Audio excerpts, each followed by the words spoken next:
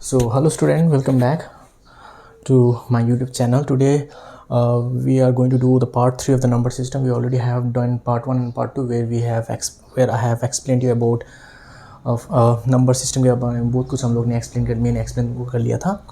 तो आज हम लोग देखेंगे किस तरह से 0.3 इस तरह का bar non terminating point repeating number को किस तरह से हम लोग p by q के फॉर्म में लाएंगे. That is what we can see today. Okay, pay attention and see how we can solve this.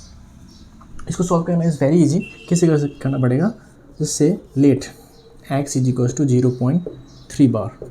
और 3 बार का मतलब क्या था, 0.3 बार का मतलब क्या था, 0.3333, राइट, रिपीटिंग नंबर. सो क्या करना पड़ेगा, मुझे अब क्या करना पड़ेगा, ये बार को अलग करना पड़ेगा. You just see. So multiplying both side by 10, multiplying both sides by 10. मैं both side को 10 से multiply कर रहा हूँ. So that means this will be 10x, right? It will be 3.33333, right? Is it repeating? ये तो repeating है ना. So what I'm gonna do is that, like, this is my first equation and this is my second equation. My first equation is my second equation. अब मैं क्या करूँगा, I'm gonna subtract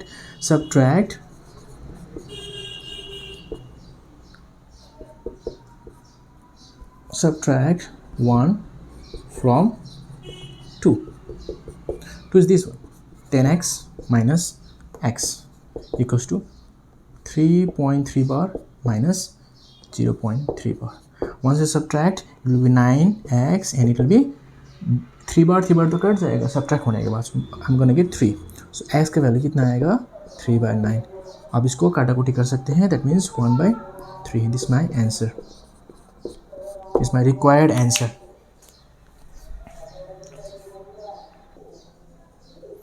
Okay, now this is the next question, जहाँ पर मुझे 0.27 बार को मुझे p by q के फॉर्म में लाना है.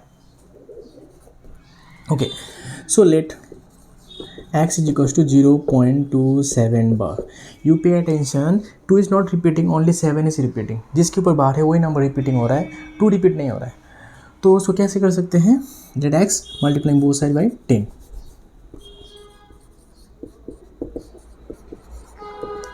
Multiplying both sides by 10. So this is 10x is equals to 2.777 repeating. I have told you already, 7 के ऊपर बार मतलब only that digit is repeating, 2 is not repeating. So अगर मैं इसको इक्वेशन मान लूँ, इक्वेशन 2 मान लूँ, अगर मैं आगे जैसा सब्ट्रैक्ट करूँगा तो आंसर नहीं आएगा, क्योंकि यहाँ पर ऑलरेडी 7 के साथ 2 अटैच्ड है. So I can not subtract it like this. So मुझे और एक बार करना पड़ेगा, multiplying both sides by 10 and this will be third equation. So 100x, ये इक्वेशन को मुझे मैं कर रहा हूँ इक्वेशन 2 इक्वेशन को मैं मल्टीप्लाई कर रहा हूँ 10 से किया तो 100x हुआ. अब 10 से करूँगा तो ये पॉइंट उस तरफ जाएगा, दैट 27 हो जाएगा.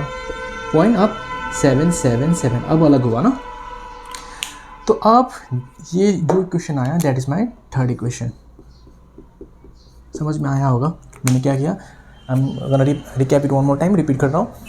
मुझे ये वाला को p by q के फॉर्म में लाना था, तो मैंने x माना, इस तरह से किया, and have multiplying both side by 10 किया. 10 करने के बाद 10x आया, 2 इस तरफ आ गया एंड 7. और इक्वेशन 2 से इक्वेशन 1 में सब्ट्रैक्ट नहीं कर सकता, क्योंकि already 2 is there, right. That's why मैं इक्वेशन 2 को फिर से 10 से मल्टीप्लाई कर रहा हूँ. दैट क्यों कर रहा हूँ, ताकि ये 7 मुझे अलग मिले, रिकरिंग पॉइंट अलग मिले. 100x हुआ, 27 आ गया एंड 7 अलग मिल गया. अब I can subtract, right. Now subtract question 2 from question 3 से 2 सब्ट्रैक्ट कर रहा हूँ. That means 100x minus 10x, ये पूरा डिजिट 27.77 को मैं 7 बार लिख सकता हूँ, माइनस 2.7 बार लिख सकता हूँ, right. So this will be 90x। अब ये क्या होगा, 7 बार तो कट जाएगा, सब्ट्रैक्ट होगा 0, तो 27 से 2 सब्ट्रैक्ट करेंगे तो इतना आंसर आएगा। Am I correct? Yes, 25, right? So my answer is x is 25/90. This is my required answer.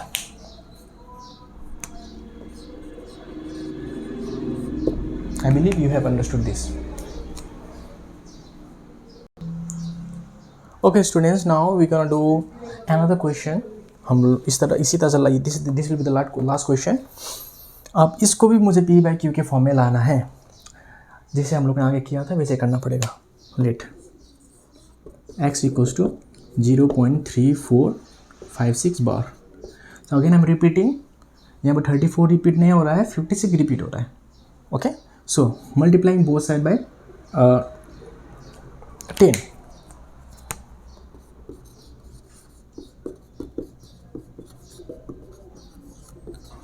Multiplying both sides by 10।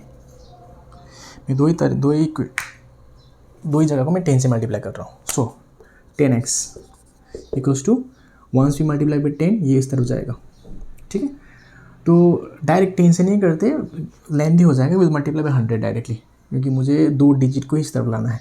So multiply by 100 directly, 100x direct 34.56।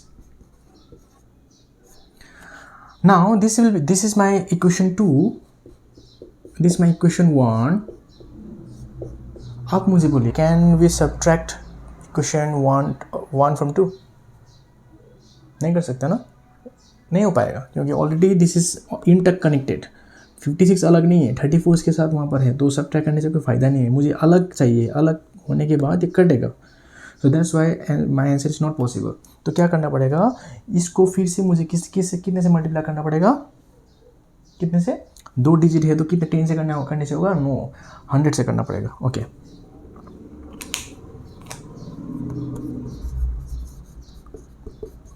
Multiplying both sides bye 100 again. Okay, तो सी, so this will be 1000x equals to 3456.56 बार। ये 56 था, यहाँ पर इस तरह का था, repeating था। तो मैंने मल्टीप्लाइंग जब किया तो ये डिजिट उड़ के यहाँ पर आ गया, वो 56 अलग हो गया, यहाँ पर 56 आया, अगेन देयर इज 56 रिपीटिंग। ठीक है, इसलिए ये ऐसा हुआ। Now this is my equation 3rd. Now subtract 2 from 3.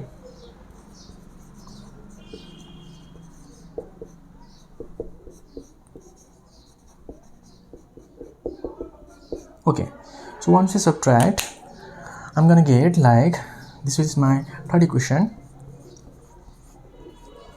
10,000x minus 100x equals to this 3456.56 bar minus 34.56 bar. So this will be cancelled, right?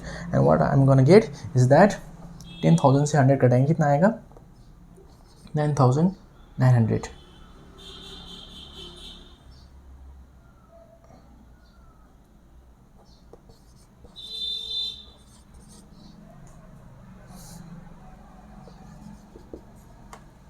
घटाएंगे 3 4 5 6 से 34 घटाएंगे तो कितना आंसर आएगा, 2 3422।